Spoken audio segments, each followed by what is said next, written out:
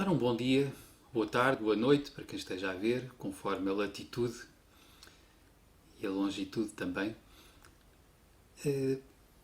Foi-me pedido recentemente que abordasse um tema com que, enquanto psicólogo, psicoterapeuta, trabalho muitas vezes, o tema das fobias. E é realmente um tema muito frequentemente incómodo para algumas pessoas. Uma fobia é, por definição, um medo que nós sabemos que temos, mas que não conseguimos explicar racionalmente e para lidar com o qual ficamos relativamente impotentes recorrendo apenas à razão. Por vezes sabemos que não há aparente justificação, por exemplo, imaginemos uma pessoa adulta, forte, desenvolvida,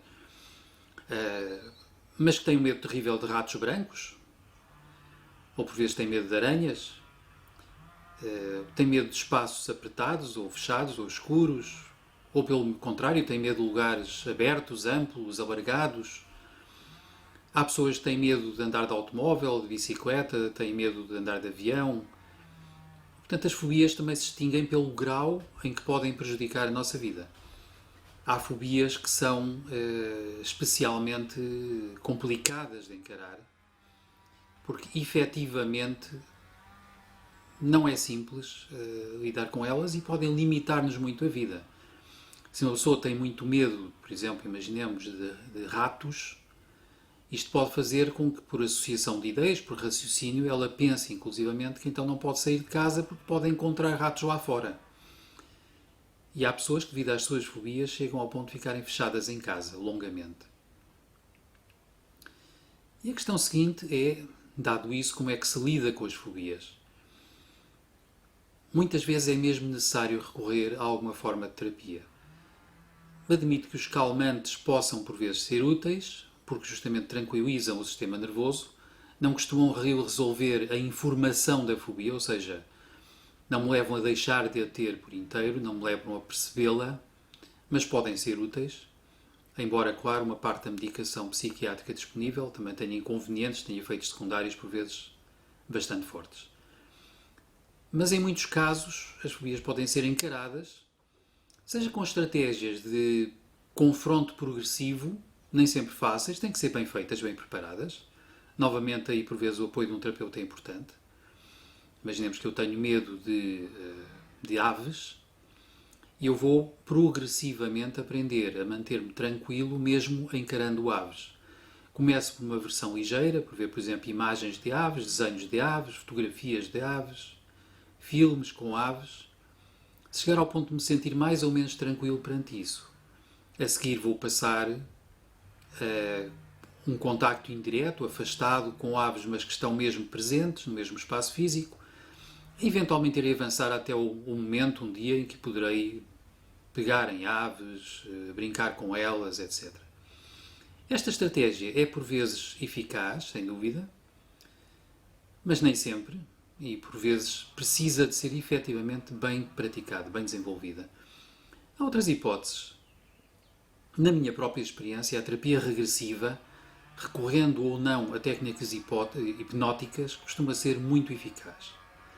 Trata-se de quê? De levar as pessoas a recuarem no tempo, por assim dizer, geralmente num estado de consciência um pouco modificado, que lhes dá melhor acesso a si mesmas e ao seu passado, e através disto conseguimos eventualmente perceber qual foi o momento de origem da fobia, o que é que sucedeu nesse momento e qual foi, por assim dizer, a interpretação, a lógica da história, o impacto traumático específico que produziu aquela fobia. Imaginemos, por exemplo, um caso que aconteceu comigo há uns anos atrás, de uma pessoa que me procurou porque estava de partida para outro país, para uma zona de selva. Esta pessoa trabalhava em biologia, tinha conseguido o que era para ela um emprego de sonho, ir trabalhar no terreno com animais, com vegetais, com um ambiente natural exuberante. Mas havia um problema. Esta pessoa tinha medo de aranhas. E o ambiente para onde ela iria deslocar-se era um ambiente onde havia, obviamente, muitas aranhas e algumas de grande porte, nomeadamente as selvas de tarântulas. E isto estava difícil, faltava pouco tempo para a partida desta pessoa. Mas, na verdade, trabalhou-se o assunto, apenas foi possível fazer uma única sessão propriamente terapêutica. Nesta sessão, a pessoa encontrou a origem num tempo em que teria cerca de 3 anos de idade, teria ficado fortemente assustada com um animal que ela nem sabia bem o que era, mas um animal que estava numa parede, que teria sido esmagado à sua frente por uma pessoa da família, com um sapato ou algo assim, e aquela memória tinha-lhe deixado um impacto profundíssimo que estaria por trás do medo de aranhas. Claro que isto não prova que a origem fosse inteiramente esta, mas o certo é que, tendo isto sido trabalhado numa sessão terapêutica, esta pessoa partiu para o seu emprego de sonho, esteve efetivamente na selva e mandou-me um e-mail um tempo depois, dando notícia de que estava a sentir-se muito bem, estava efetivamente a fazer o seu trabalho e a lidar muito bem com a possível presença de aranhas.